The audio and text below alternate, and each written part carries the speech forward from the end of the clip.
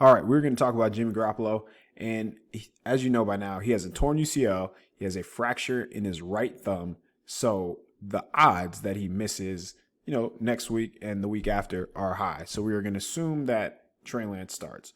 With that in mind, what I want to really focus on is some things that Trey Lance can learn from Jimmy, the good and the bad, and just kind of take it from there. So let's get into that.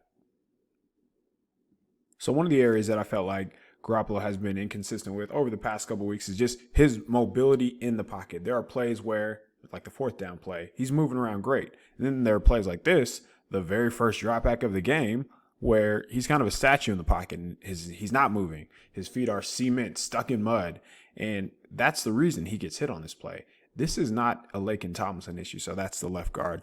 As you can see here, here's where Laken Tomlinson is, and he's going to block this defender right here. Look where Jimmy Garoppolo starts and look where Jimmy Garoppolo finishes this play.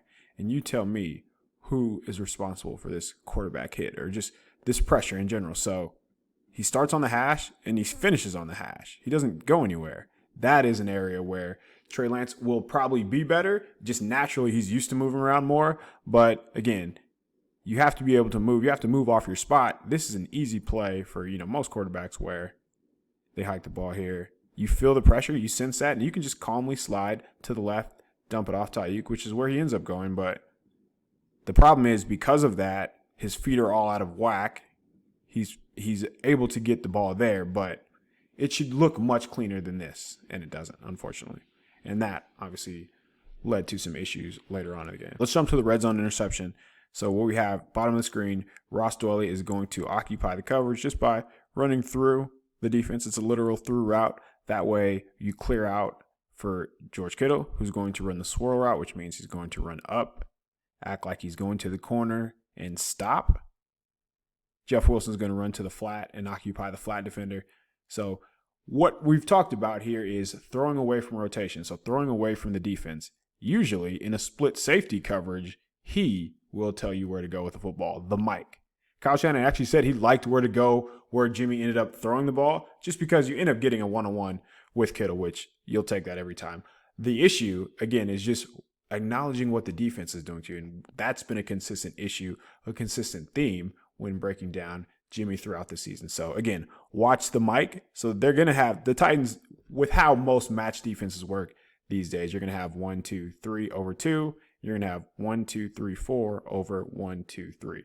So you're going to have some advantages in that sense. Again, this guy will tell you where to go. So at the snap of the ball, the mic opens up towards everybody else. So I know this is hindsight. I know this is armchair QB. But knowing that, knowing what you have on this side, as soon as he opens up, so to the top of the screen, you're going to need a drag in, so double slant, and slant. Knowing where his leverage is, it almost seems as though they're conceding any route outside, and they're going to make sure that you do not throw the ball to Deebo Samuel, which I get. Thankfully, the 49ers have many, many weapons. One of those happens to be Brandon Ayuk. On this play, simply put, I would love to see 1, 2, 3 based on 1, 2, 3. So he actually checks to the left and just throw it over here.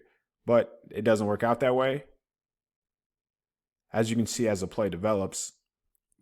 So all of his life at Florida, I forgot what the college he went to afterwards, at South Alabama, I believe. And then all throughout his NFL career, Janoris Jenkins has been like a guy who jumps routes, who sits on things, who is uber aggressive. That has not changed this year. So that's why I would steer clear of him in these situations where it seems like he knows what's going to happen. So as you can see, he's not giving ground at all. Like, he's in no way opening up and giving ground to give the illusion that this play will be open. He already has inside leverage on the low shoulder. He's already beating Kittle back to the ball. So this is another issue where if we want to tie it back to Lance, just don't make up your mind where you want to go with the football before the ball is snapped. Like, that's an issue, and that has been an issue. So let's watch it one more time. So the ball is already coming out. He's already made up his mind. Nothing about this would tell you to throw the ball here. And that's how it ends up in an interception. All right, this is going to be one of the most painful plays that you'll watch. So this is the miss to juice check down the field. So drift stalk what they're going to do is they're going to fake the run action. So they do a really good job of just window dressing everything. Kittle comes across the formation here. They fake the handoff to Hasty going the opposite direction, hoping to occupy one of the underneath linebackers. That way they can throw this backside slant, backside drift route on an RPO concept to Deebo Samuel. That's the main part of the play. The second part up here is the stock part, so stock blocking. He's going to run up here, fake like he's stalking, and then he's going to just release down the field on a rail route. The play works to a T all over. And I actually think Jimmy makes the right read here. Everything is right. He just misses the throw. So let it play. He wants to go here. And again, we have been on him hard about throwing the ball when there's an underneath defender there. So he acknowledges that he's probably not going to be able to fit it in here based on the depth of the linebacker. So he moves off that route. And again, let's rewind it back here. Watch this guy right here. Just essentially avoid contact. It doesn't seem like much, but it's a really good job by Juice here not to, be held up on his route by the defender. Fakes a stock, goes inside because he's not giving him the outside to run outside. So, all right, that's fine. All the ball needs to do right here is just be in bounds. Anywhere in bounds, it's a completed pass. If he has to stop and dive for the ball, or if he has to stop and wait 5 seconds in the air just to catch the ball, that is okay. This has to be a completion. It's airmailed out of bounds. And if you just watch Jimmy, I guess we can go to the end zone copy here. If you watch Jimmy, it seems like nothing is wrong. He just misses the pass. Let's watch his feet here. Maybe his front leg locks. Maybe something happens, but I didn't see anything. No, like everything about that is about as good as it gets. So he's looking left, wants to throw to Deebo. Nope. Resets his feet, does a nice job there, takes a hitch, throws it. Ball's just airmailed out of bounds. That has to be in bounds somewhere left inside, so he has to slow down, but doesn't happen. That was one of the worst misses that you'll see. Biggest advantages the 49ers have when they stay in 21 personnel is there are mismatches all over the place when they drop back to throw the ball. So as you can see here, so 21 personnel, here's Juice as an inline tight end, or I guess a Y off. Here's Kittle as an actual inline tight end. So by staying in 21 personnel, part of the advantages are that you get to leave the defense in their base package. So by that, you don't have the speed rushers. So you have heavy bodies up front. That way, don't have to worry as much about the pass rush. On the back end, you get Kittle probably against a linebacker or a cornerback. You get the same. One of these two, that means when they're in base coverage, they're going to be guarded by a linebacker or a cornerback. So somebody's going to have a mismatch. Let's just walk through it here. A very simple design. So Jeff Wilson's going to run up. He's going to run an option route, and he's going to run out. And I don't know if this is an option route as so much as he's going to run that way no matter what. So they're going to manipulate the coverage, and that's another advantage. When they are in base, you have guys who are probably not used to covering. So by running out, up and out, you're going to widen this linebacker, and all Kittle's going to do is run up and go across the middle. On the top of the screen, Ayuk's going to find the soft spot and sit down. Deebo is going to go to the second level and return and sit down. Juszczyk is going to chip, and he's going to be the check down. So just check it out. There's a lot going on in this play. Very simple pitch and catch for Jimmy. So you can see what Wilson's route does to the defense because he has to respect the running back to the flat. Why? Because he is responsible for the in man on the line of scrimmage. So again, just playing with formations, you get to have mismatches. It's going to be tough for the cornerback to, beat Kittle to the spot inside there. If Kittle is guarded, Jimmy could go to Ayuk down here. Or if they're both guarded, by releasing late, you can go to Juice. So again, you have three guys who are essentially wide open. Of course, you're going to take the guy first downfield. Jimmy does that. Kittle, wide open, first down. This is what they can do with Trey Lance. So they don't have to remake their offense because they do a lot of the same things. And I don't think it's going to be much different with Lance. So I'm looking forward to seeing the new wrinkles, but they can run their base stuff with Lance. So the theme is, what can Trey take away from Jimmy? Both positive and negative. 4th and 1, you need to make a play to stay on the field. Pretty simple concept here. So they're just going to run a flood concept, 3-layer route. Deebo Samuel, he's going to be the second layer, going to run the over route. So sorry, he's going to just come right here. Third layer, Charlie Warner is going to run the deep corner route. First layer, Jeff Wilson, he's going to run the flat route.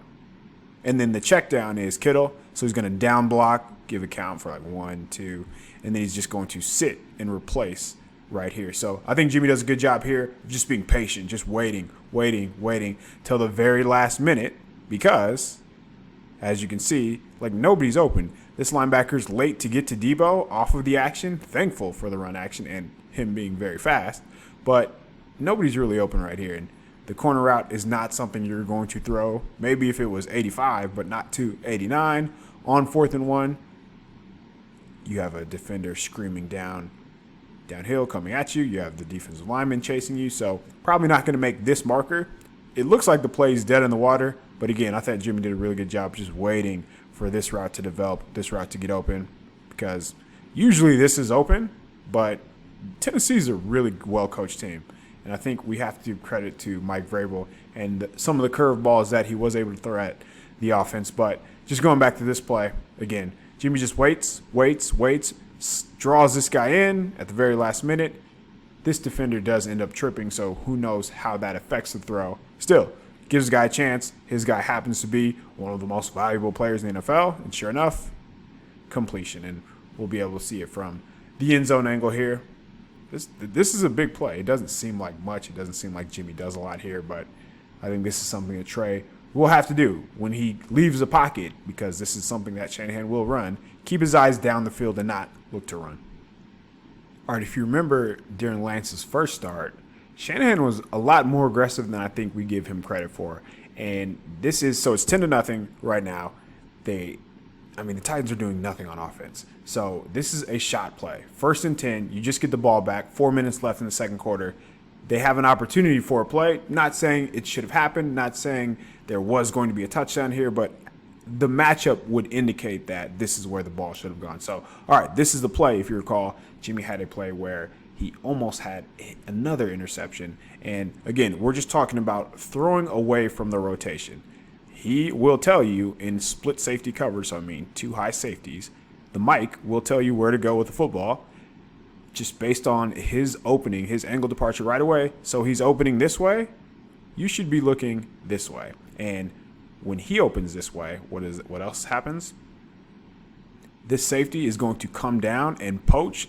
By that, I mean he's looking to rob, take away any in-breaking route.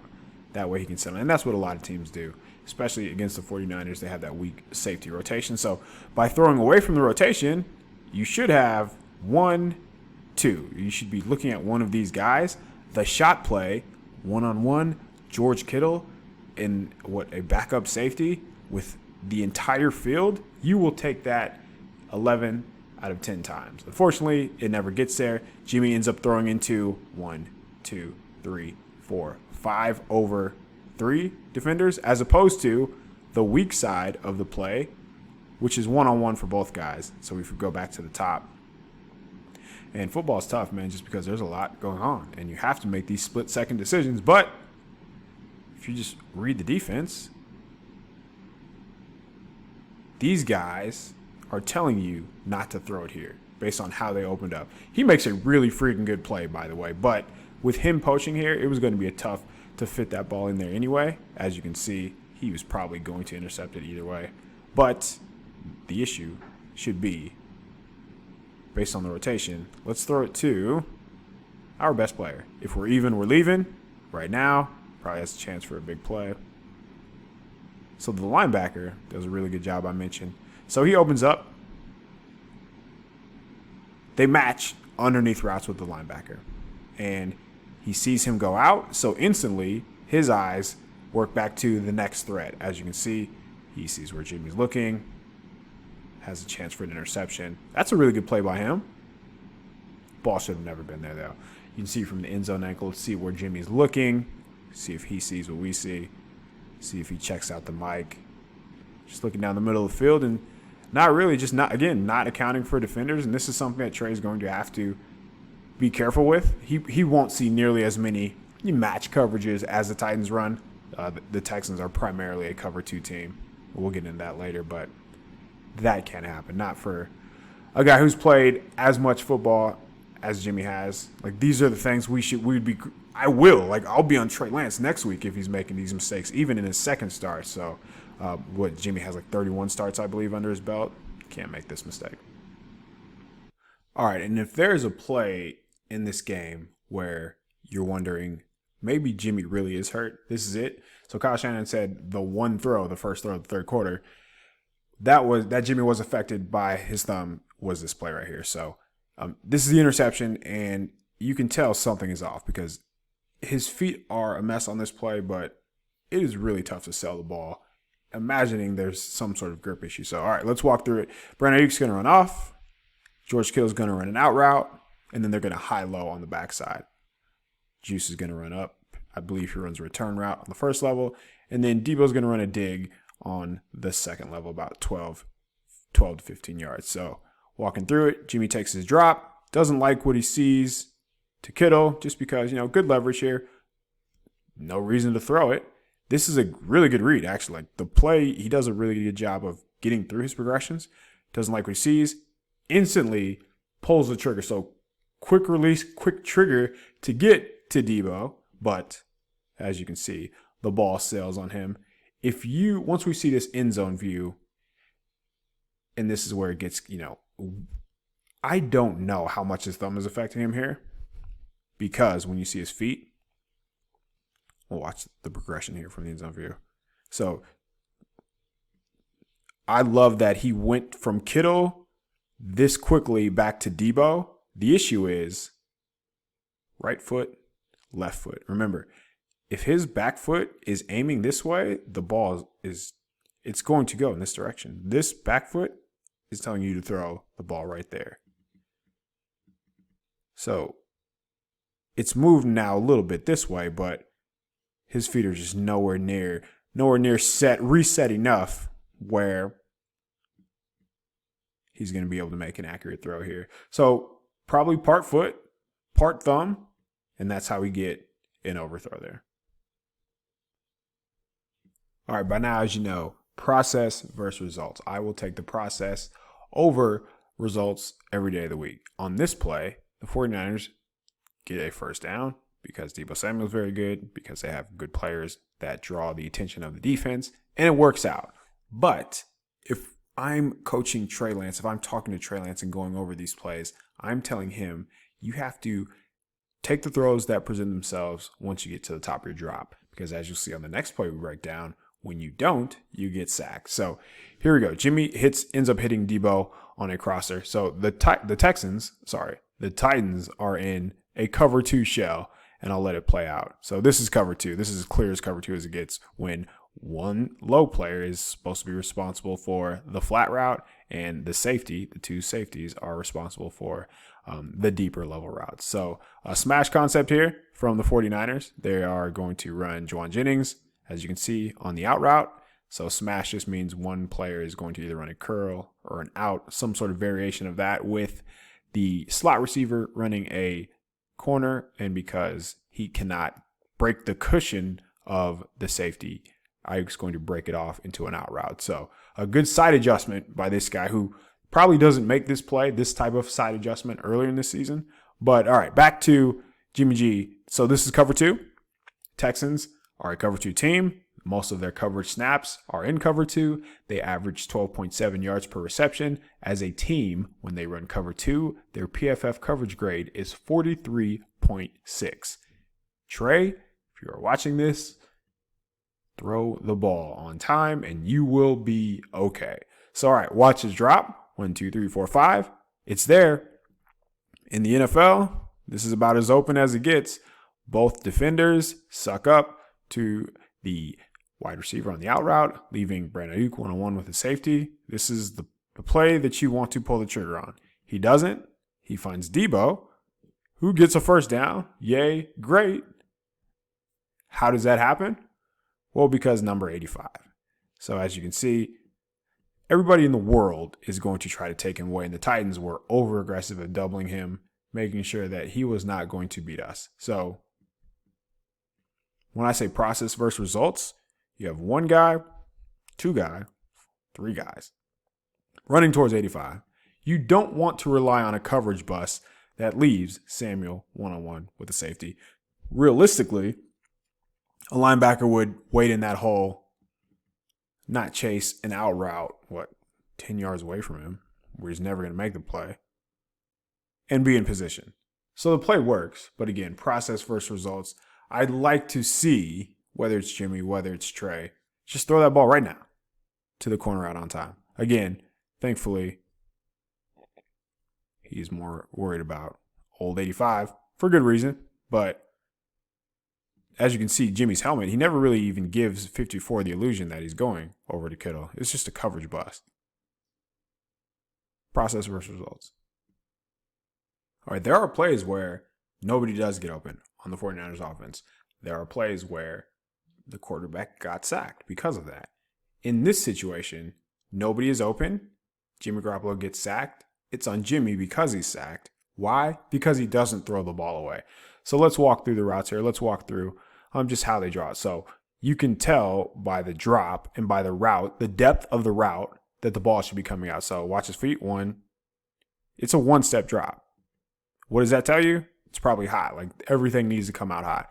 They're going to run off with one receiver, but everybody else is within like 7 yards of the line of scrimmage. As I freeze it here, and it doesn't help that, as you can see, Brandon Ayuk gets rerouted. Kittle slips a little bit. There's Ayuk rerouted. He's off his route. That causes Jimmy to come off of Ayuk. So he comes back, but Kittle had already slipped. There you see it. Right now, just throw it into the stands. Throw it somewhere 10 rows into the stands. Who cares? But this cannot be a sack. And this is something that Lance is going to have to do. And the reason I bring this play up is not to mention that, Jimmy did bad or Jimmy should have done this, Jimmy should have done that. I'm bringing it up because Trey needs to know that when it's, as soon as he hikes it, 1, 2, 3, if nothing's there, maybe he takes off and this isn't a sack. But what I would say is right here. So the tackle box, Tom Compton, is right here. So as soon as he gets out of right here, he can throw the ball away. He's good. As you can see, he's out. He's past the box right there. He's outside the tackle box, but he eats the sack, and that kills the drive. So pretty fascinating to see what Trey Lance is able to take from Jimmy, both the bad and the good, how he can spin that against a Texans team that will present a lot of open areas for the 49ers offense. It'll be fun to watch, man. I can't wait to break it down next week.